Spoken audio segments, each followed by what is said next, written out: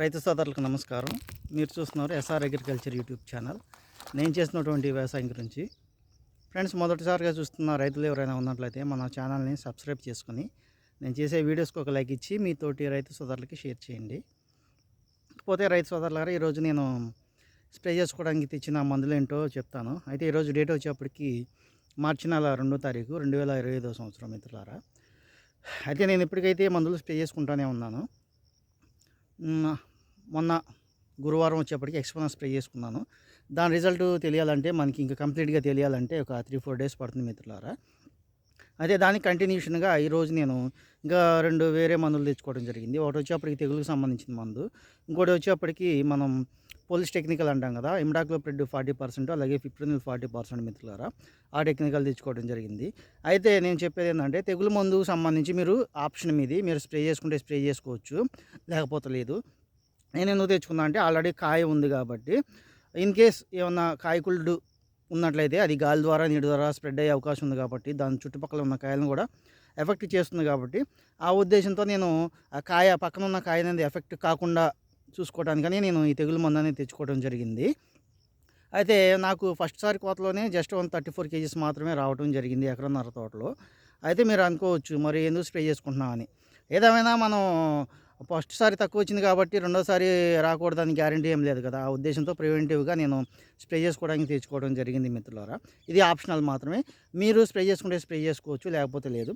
కానీ ఒక మందు మాత్రం కంపల్సరీ స్ప్రే చేసుకోండి. అది వారానికో 10 రోజులకో. ఎందుకంటే కాయ ఉన్న వాళ్ళకి మాత్రమే చెప్తా ఉన్నాను, గ్రోతింగ్ ఉన్న వాళ్ళకి మాత్రమే. ఎందుకోసం అంటే, కాయ ఉన్నప్పుడు బ్లాక్ త్రిప్స్ అనేవి ఆటోమేటిక్గా కాయ మీద చేరి గీకడం జరుగుతుంది. గీకినప్పుడు కాయ షైనింగ్ అనేది పోవడం జరుగుతుంది మిత్రులారా. ఆ ఉద్దేశంతో నేను ఆ మందు చెప్తున్నా మిత్రులారా. మీరు ఆప్షనల్ ఇది. వారానికో 10 రోజులకో స్ప్రే చేసుకోండి, కంపల్సరీ అని కాదు. కాబట్టి నేను స్ప్రే చేసుకుంటున్నాను. ఏది నా తోటలాగా ఉన్న వాళ్ళు మాత్రం స్ప్రే చేసుకోండి, తెగులు మందు కూడా, లేకుంటే లేదు.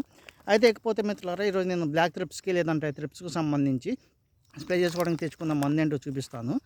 అయితే మిత్రులారా, మొదటి మందు వచ్చేప్పటికి ఫజిల్కా అంటే ఏం లేదు మిత్రులారా, చెప్పాను కదా, ఇమిడాక్లోప్రిడ్ 40%, అలాగే ఫిప్రోనిల్ 40%, అంటే పోలీస్ టెక్నికల్ అంటాం కదా, అదే మిత్రులారా. దీని డోస్ చూసుకుంటే ఎకరానికి 50 నుంచి 60 గ్రాముల వరకు అయితే సరిపోతుంది. ఇదే మిత్రులారా, చూస్తున్నారు కదా. అయితే బ్లాక్ త్రిప్స్కి అలాగే త్రిప్స్కి రెండింటికి పనిచేస్తుందని చెప్పాను కదా.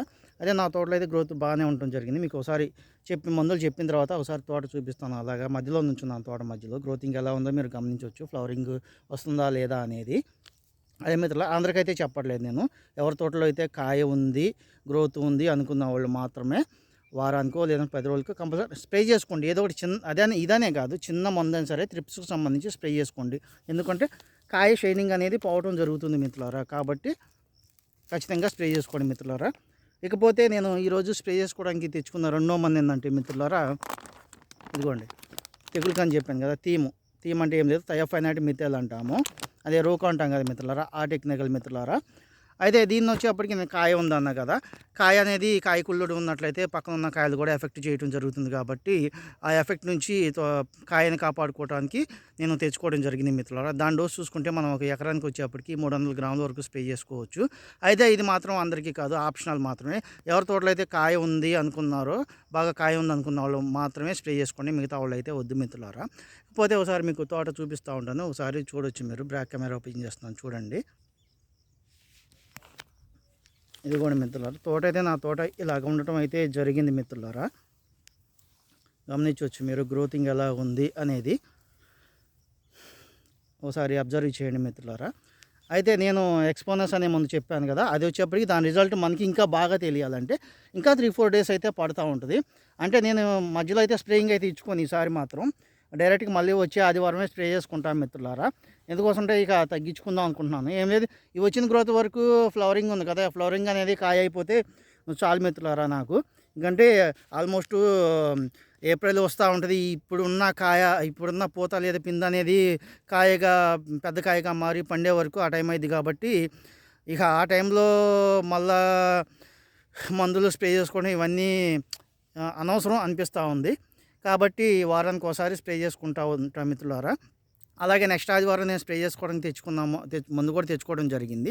అది కూడా నేను స్ప్రే చేసుకునేప్పుడు చెప్తాను మిత్రులారా. అదే మీరు గమనించవచ్చు తోట అనేది ఎలాగ ఉందో ఒకసారి చూడండి చుట్టుపక్కల. రౌండ్గా తిరుగుతూ ఉన్నాను. చూడండి మధ్యలో ఉన్నాను, ఆల్మోస్ట్ తోటకు మధ్యలో ఉండటం జరిగింది నేను. తోటకు మధ్యలో ఉండి మీకు చూపిస్తూ ఉన్నాను. మీరు అబ్జర్వ్ చేయొచ్చు. చూడండి గ్రోత్ ఎలా ఉందో, ఎలా గ్రీనిష్‌గా ఉండటం జరిగిందో చూడండి మిత్రులారా మీరు. దాన్ని చెప్తున్నా కదా!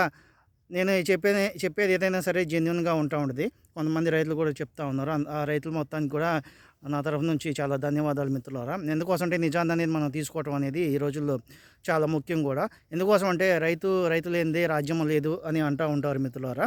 కాబట్టి రైతుకి ఇంపార్టెన్స్ అనేది ఇవ్వండి. అది నేననే కాదు, ఎవరైనా ఏ రైతైనా సరే, రైతంటే రైతే ఇక అంతే. అది వేరే విధంగా మాత్రం అనుకోమాకండి. రైతంటే రైతుకి అంతే. అది చిన్న రైతా, పెద్ద రైతా, ఎలాగా అనేది మనం అనుకోకూడదు. ఎందుకోసం అంటే అన్నదాత అన్నదాత అనేవాడు అంటే మామూలు రైస్ అనే కాదు, ఏదైనా పంట అనేది ఏదైనా పంటే కాబట్టి రైతుకు ఇంపార్టెన్స్ అయితే ఇవ్వండి. అది నా రిక్వెస్ట్ మిత్రులారా. ఎందుకోసమంటే చూస్తూ ఉంటాం సోషల్ నెట్వర్క్లో కొంతమంది రైతులను కించపరిచి మాట్లాడుతూ ఉంటారు. అలాంటి వాళ్ళకి నా రిక్వెస్ట్, అలాగ మాట్లాడమాకండి మిత్రులారా. ఎందుకోసం అంటే మీరు రైతు బురదలోకి దిగి కష్టపడితేనే మనకి ఈరోజు పంటలనేవి పండించడం చాలా కష్టం అవుతూ ఉంటుంది. అలాంటి పరిస్థితుల్లో కూడా మనకి అంటే ఈ ప్రస్తుతం ఉన్న జనరేషన్‌లో వచ్చేప్పటికి వ్యవసాయం అంటేనే ఒక ఇదిగా అయిపోయింది. ఏం చేద్దాంలే ఏందా అన్నట్టున్నారు. చాలామంది రైతులు కూడా అంటా ఉన్నారు. ఏం వద్దులే, నెక్స్ట్ ఇయర్ పంట వద్దులే అని అంటా ఉంటారు. కానీ చూస్తూ ఉండండి, కంపల్సరీ పంటేస్తారు. ఎందుకోసం అంటే రైతుకి అది ఒక వ్యసనం అన్నమాట. పంట వేయటం అనేది రైతుకి వ్యసనం. ఎవరేమన్నా కూడా ఏముందిలే అనుకుంటారు. కానీ కంపల్సరీ పంటేస్తారు. అలా అన్న రైతులు మొత్తం వేస్తారు మిత్రులారా. ఎందుకోసం అంటే రైతుకున్న బుద్ధి అది. నష్టం జరిగింది కదా! నష్టం జరిగింది కాబట్టి మనం పంటేయకుండా ఉందాం అనే ఆలోచన అయితే చెయ్యరు.